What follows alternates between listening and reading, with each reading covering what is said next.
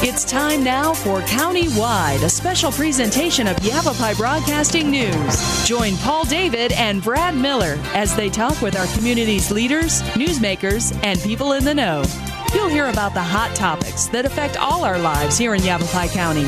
And now, here's today's Countywide.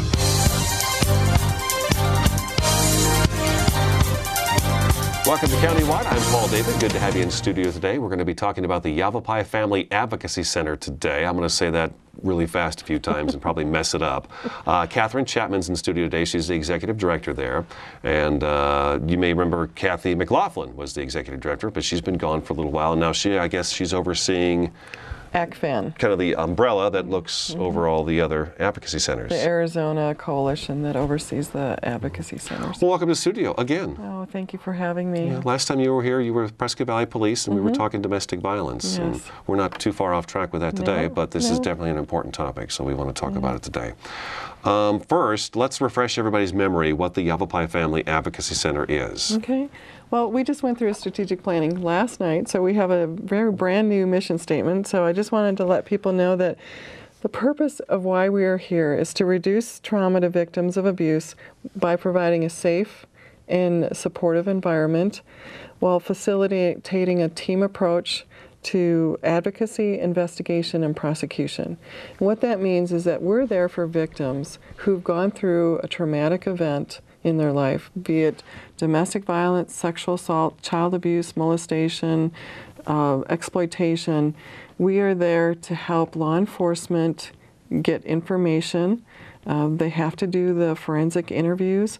They also, if it's a sexual assault, have to do the SANE exams, which are sexual assault nurse exams, to gather forensic evidence to be able to bring it into court for successful prosecution. All very unpleasant things to have to go through as a victim. Yes, it's not easy. You're already traumatized by the incident, and now you have to go through the steps. So having an advocate, someone who can be there by their side through the process as support, is so beneficial to their healing.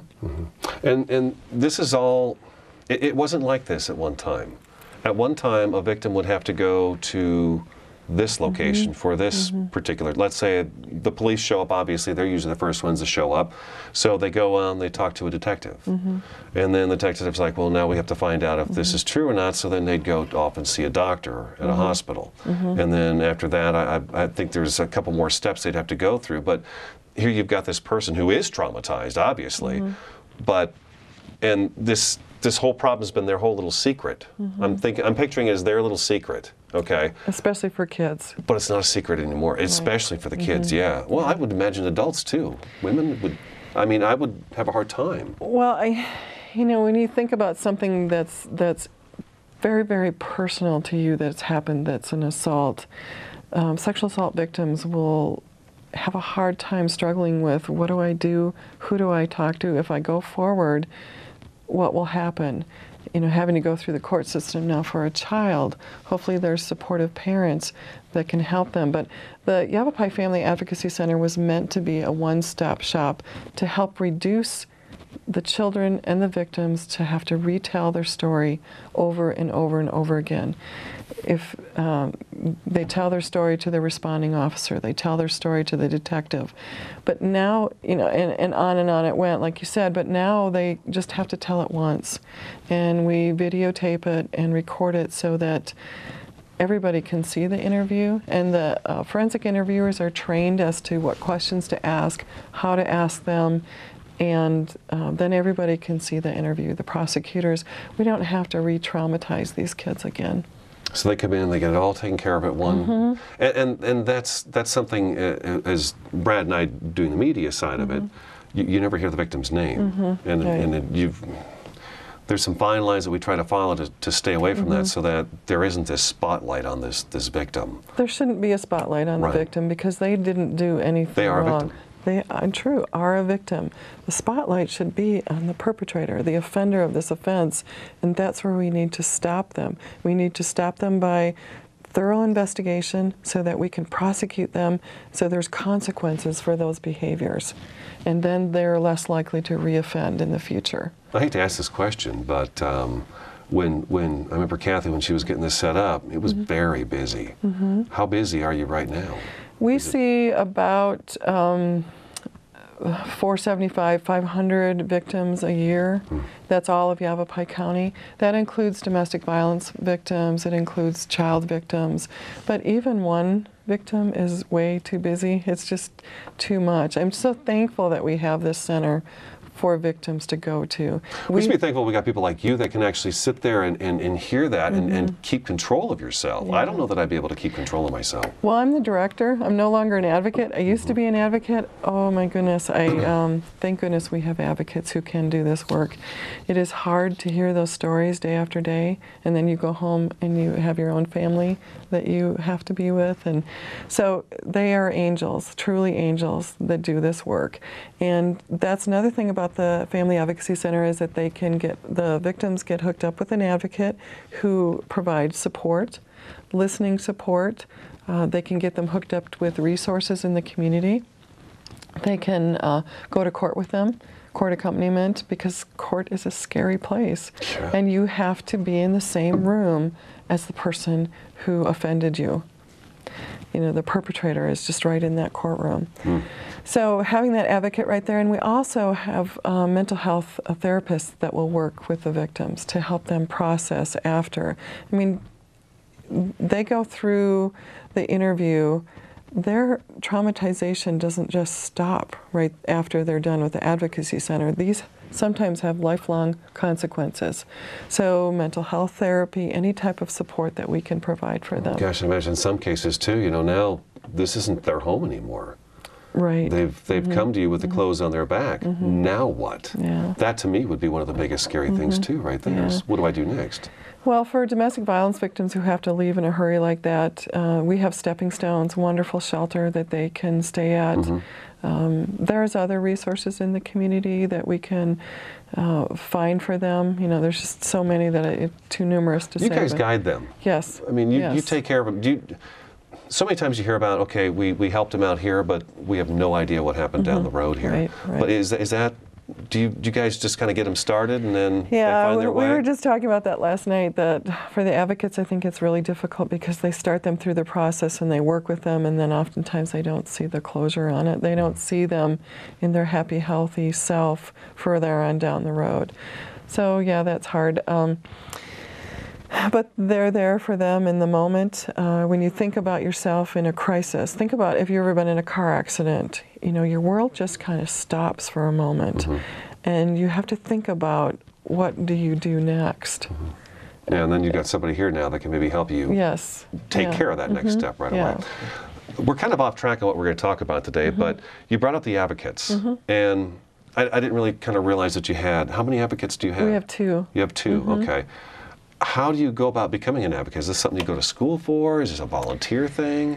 You first have to have a compassion for people and a sense of empathy for others, knowing that you can be there as a support. A lot of times people get involved with this because people generally go to them for advice. So that kind of is a natural progression. There isn't a degree in advocacy, but certainly it's helpful to have a degree in social services or human development or any of the kind of people type degrees. So you understand child development, you understand behavior. That's helpful. Okay, all right. We have to take our first break. Okay. Kathryn Chapman from the Yavapai Family Advocacy Center is in studio today. I'm Paul David. We're going to take a quick 2-minute break and we'll be right back. 1, 2, 3, 4. The best songs ever made. Oldies Radio KKLD. I see the bad moon rising. The greatest hits from the 60s and 70s. KKLD. 95.9 KKLD The Cloud, playing the music you sing along to. Northern Arizona's KKLD, the songs you love. Raising a child means working with partners, people you can rely on, for expertise, advice, and support.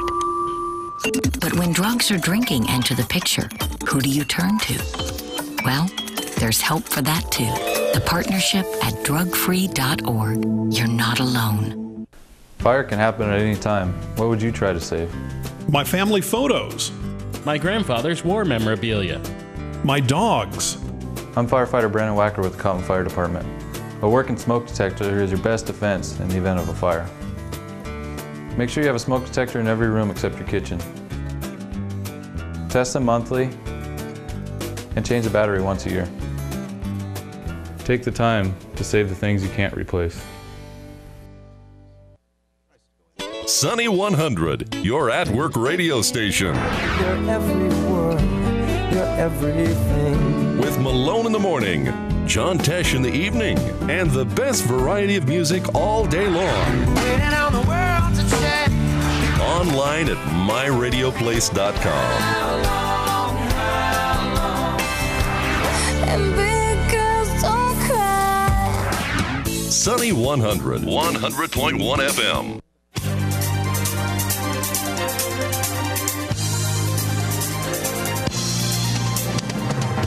Welcome back to Countywide. Good to have you along. Kathryn Chapman, Director of the Yavapai Family Advocacy Center. It's located in Prescott Valley, right? Yes. The office is, okay. But we do serve all of Yavapai County. The whole county. So if there's a abuse victim in Clarkdale, Cornville, Cottonwood, Prescott Valley, they all come there. That's the one spot where everybody And we goes. work with all of those law enforcement jurisdictions.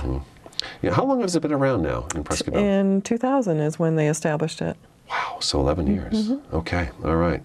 One of the things we want to talk about today, and Brad was actually going to do the interview, but he's under the weather. So, but a story came across the wire about an 11-year-old girl who was being put in a box in her home. I believe this is in the Phoenix area. He's got some of the stuff written down. And Amy Deal was her name. Well, she died in that box. The family was actually, I don't know why you would store someone in a box, but that was the case. The thing about the story, I think what brought him to you, to have you come in, was that there were reports that the neighbors knew that this was going on. And so that's why we kind of wanted to have you come in today, was talk about that it's time, I guess, for the public to not so much just look at it and say, it's not my problem, but to step up and do something about it. Is that the case? Everybody can do something. And I think there's a lot of reasons why probably. I don't know a lot about the case, and that's about all I know about the case too. Yeah, so you know, this happens a lot. It's a tragic event. It's not only a tragic event for the family, but it is for the community as a whole and the neighbors themselves. Why they may not have responded is there's a lot of different reasons. It's a very complex issue. It's called bystander reaction. There's been a lot of research done on bystander reaction. Starting in the late 60s, early 70s, there was a particular case as to why this happened, that a young girl was killed and people stood around and watched this and nobody said or did anything. So they started doing all this research, and there's different models as to why bystanders will just sit back, watch, or walk away, not do anything. One, they have to notice that something's happening. So I think in some respect the neighbors didn't live in the home. They may have suspected something, but they weren't quite sure what was happening. Two, that they have to interpret what they see as an emergency.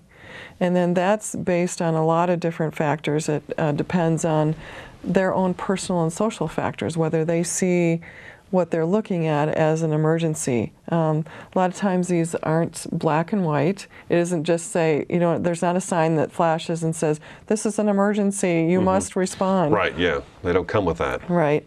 And it also, which is kind of an interesting phenomena, it is influenced by other bystanders.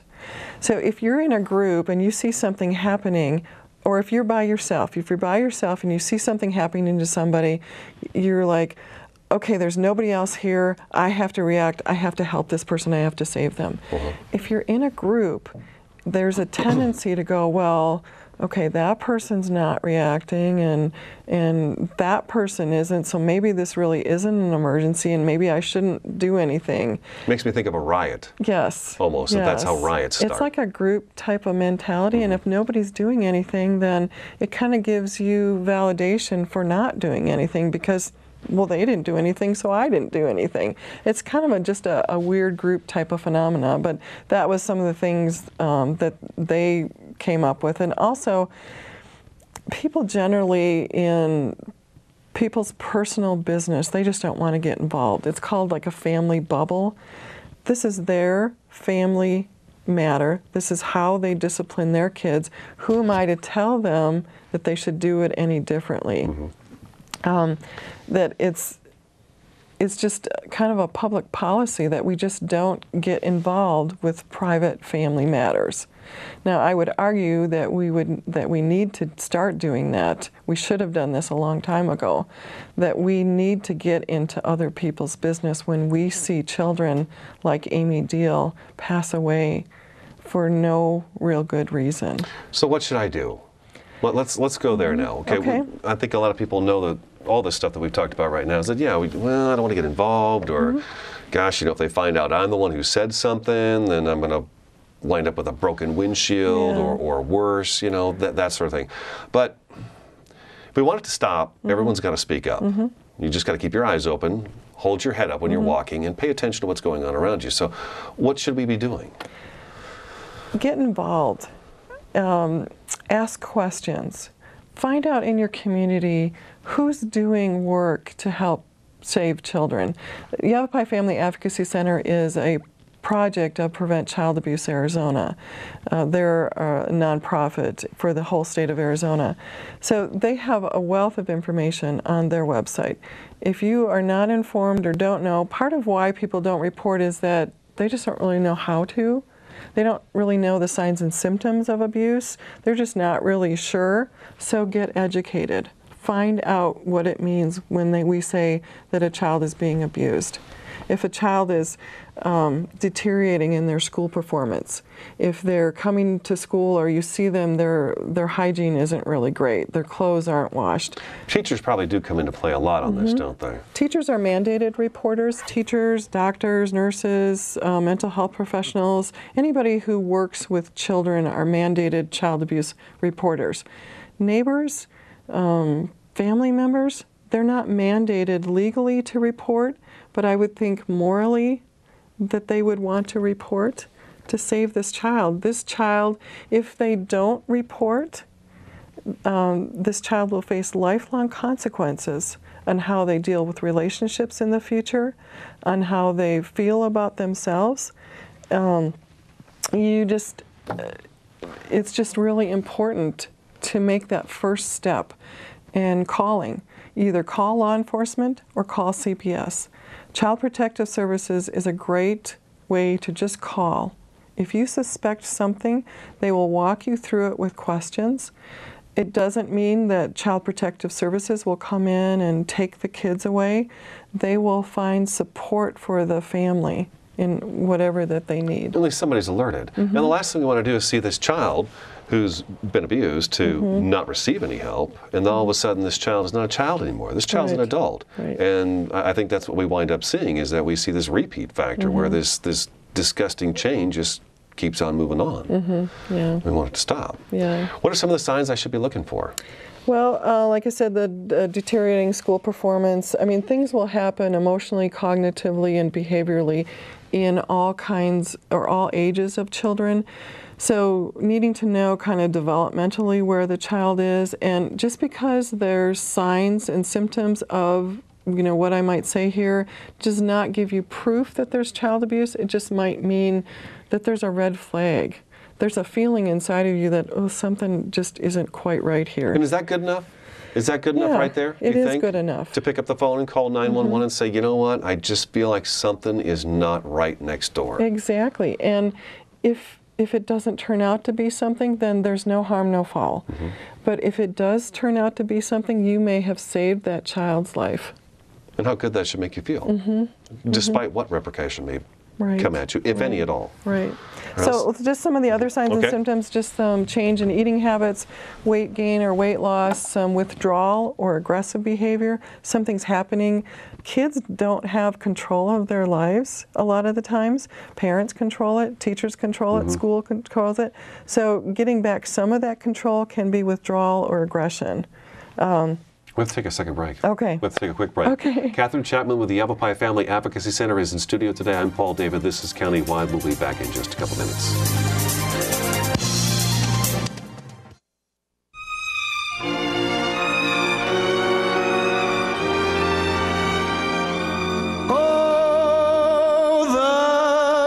Good life. Sweet Caroline, I want to be a part of it. New York, New York. Your home for America's best music. KYBZ. AM 1600.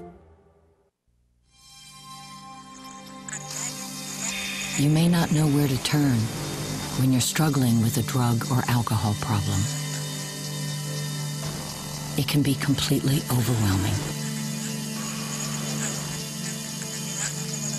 Even if you are not the one who's using. If you're a parent looking for help, look to the partnership at drugfree.org. You're not alone.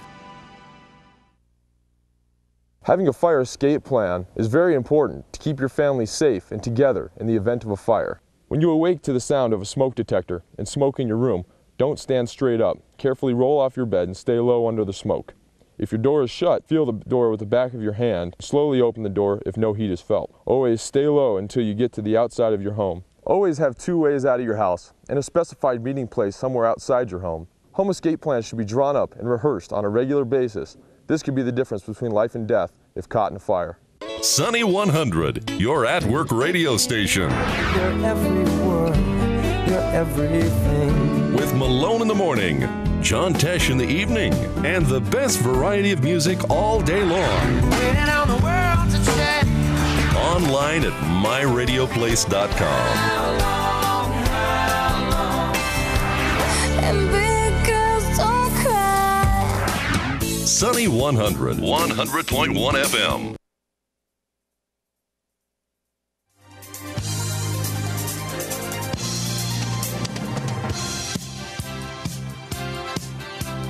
Welcome back to Countywide. We've got just a couple minutes left in the program. Kathryn Chapman from the Yavapai Family Advocacy Center is here. That word advocacy is so tough for me, and I can admit that.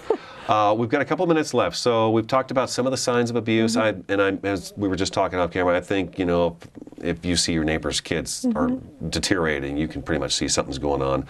Bystander reaction, you know, get involved, you know, pay attention to what's going on around you. Where can we find help? You can call the Yavapai Family Advocacy Center. What's that number? 928-775-0669. Okay. There's also online resources. You can go to the Prevent Child Abuse Arizona website. You can go to our website. It's www.yfac.org.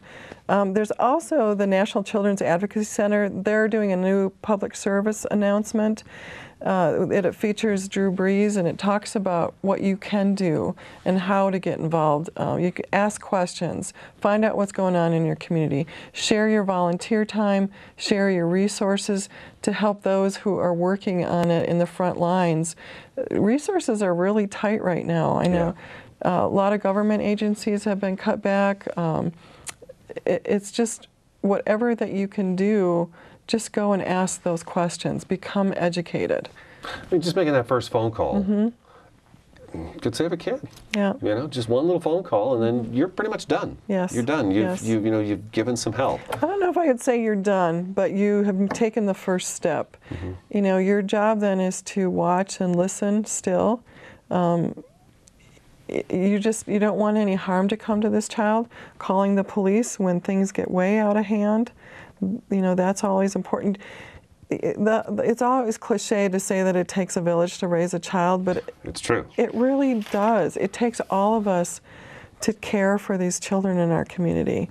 Parents sometimes may not have the skills to do that, so then we need to kind of wrap our arms around them, you know, help them parent, help the kids get through school, become a mentor for a child. Big Brothers Big Sisters, what a great organization. Yeah. That you can, you know, hang out with these kids and be a positive role model, a positive influence in their lives. Yeah, let's take control of this stuff. All right, well, thank you for coming in. Thank you. 775-0669. 775-0669. That's Kathryn Chapman with the Apple Pie Family Advocacy Center. I'm Paul David. That's today's Countywide. We'll talk to you again soon. Hello. This has been Countywide, a special presentation of Yavapai Broadcasting News. Listen in each Tuesday and Thursday as we tackle the hot topics and talk to the decision makers across Yavapai County. That's Countywide with Brad Miller and Paul David each Tuesday and Thursday on this Yavapai Broadcasting station.